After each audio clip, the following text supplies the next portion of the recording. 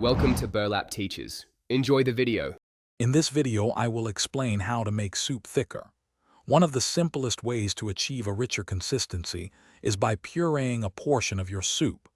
This method works wonderfully with vegetable-based soups, transforming them into a velvety, smooth dish.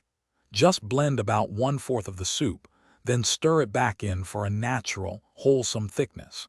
It's an easy trick that adds body without extra ingredients. Another effective technique involves using starch-based thickeners like cornstarch or flour. To do this, mix 1 tablespoon of cornstarch with 2 tablespoons of cold water to form a smooth slurry. Slowly whisk this mixture into your simmering soup, allowing it to cook for a few minutes. You'll notice the soup beginning to thicken beautifully, giving it a more substantial feel and satisfying texture. For a classic approach, consider making a roux. This involves cooking equal parts butter and flour, typically 2 tablespoons of each, until a paste forms. Gradually whisk this roux into your hot soup, letting it simmer to thicken. Alternatively, for a creamy boost, stir in a 1/2 cup of heavy cream, full-fat coconut milk, or even a few ounces of cream cheese at the end of cooking.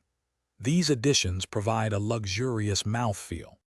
Finally, you can simply reduce your soup by simmering it uncovered for a longer period. This allows excess liquid to evaporate, concentrating the flavors and naturally thickening the broth. For a quick fix, stir in a 1/2 cup of mashed potatoes or a few pieces of stale bread, which will absorb liquid and add body. These methods ensure your soup reaches the perfect, comforting consistency you desire.